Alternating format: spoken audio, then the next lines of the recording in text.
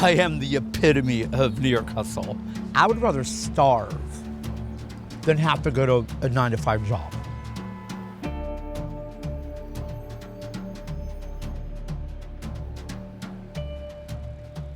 I don't believe in the system. I don't want to pay taxes. I have a talent and I love what I do. And because the way I look and I choose to look this way, I refuse to conform. I will not conform. So I would rather just be that freelance stylist and be a starving artist and have beautiful clients like this. Let me do this. I am, by profession, a hairdresser and wardrobe stylist, and also a nightlife socialite. Hair is my life. I'm not a barber, I'm an artist. When I started doing hair, I studied under the best, like Irvine and Rita Rest, and Vida Sassoon, and Toni and Guy, studied in London. I just love what I do. It's an art. If I don't do a haircut, I will cut my own hair because I'm jonesing. Yes, I do have higher end clientele that pays me what I'm worth, but I'll do a $10 haircut. I just did the other day, last Sunday. It was a gorgeous day, so I went to Tompkins Square Park and I gave free haircuts to the homeless and to the punks and to the crusties. They don't have any money, but they could still look fabulous. I don't want to make him look gay. Yeah, I mean, he's... Because he does have beautiful eyes. I know. I know, you're a straight dude. I think he can handle that. I know, I'm just saying. You gotta really work tightly together in New York City to hustle and get by and just make it work.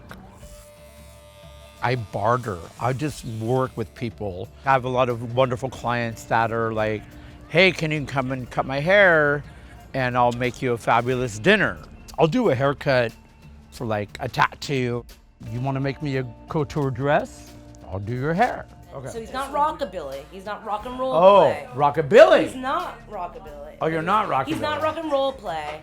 It is so expensive here now, and it's really hard to survive. So I hustle as far as like, yes, some days are struggling. Yes, I'm counting quarters and dimes and pennies just to get a meal, but I'm gonna work the system. If they're gonna work me, I'm gonna work them. When I first came to New York as a club kid back in the day, in the 90s, I was actually blown away. I was actually rather timid. I was scared. Everybody was so combusted, like just a lot of shit going on. But it was fascinating, fascinating. Our next guest, Astro, is obviously into, is it body piercing? Is that what that is, Yeah. Astro? How many do you have now? Right now, as of today, 10, and after the show, I'll be going to get some more. Why? Because I want to be less flesh. I want to be more metal. I started doing the whole nightlife thing in Los Angeles in the mid to late 80s. And then the New York City nightlife, my friend Michael Alec, whom I've done nightlife with, I'm not going to get into detail because it's rather morbid, but they had heard of me and they flew me out here. People would come from all over the world to see Astro Erle or Michael Alec or Richie Rich or Manuel the Boar. You could walk into Limelight and it would be like just all walks of life. Straight, gay, trannies, midgets, black, whatever. But it was beautiful, beautiful. So I feel like it's my obligation, it's my duty to still stay true to my own self, my color, to be in your face. Just to keep the East Village colorful and alive. Oh my gosh, a day in the life of Astro, there's never a dull moment. First thing is like I'll do my emails and my morning, phone stuff. But then when I'm out, it's chaos. What I love to do is come to Tompkins Square Park and I go to the dog run with my cup of coffee in the morning. Going to the dog run, that's my therapy. And then I come here to this tree, which is a Krishna tree, and I do my prayer and I hug the tree. That's how I start my day.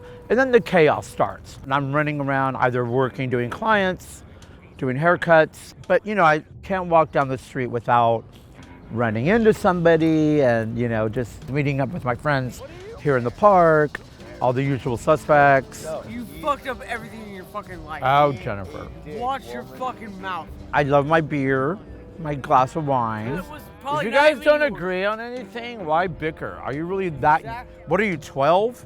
I'll do brunch with friends, maybe perhaps go to a gallery or an opening, and then I'll turn in early at a decent hour.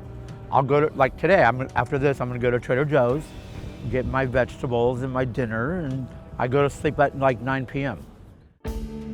New York City is an amazing place. The fact that I'm still here and I'm still being true to myself. I've never worked in an office. I've never had a day job, 9 to 5. I've never worked in a restaurant. You find ways to feed yourself. I can go to a concert, to a show. I'll be like, hey, I'll give you your next haircut for free. Just get me into the show. And then again, I believe in my good karma because I give so much. If I'm gonna give free haircuts to the homeless, people remember that in New York City. And it comes back to you in a way to where you'll be okay. It works out. So there's ways to survive. There's ways to survive. Yeah. I'm a hustler.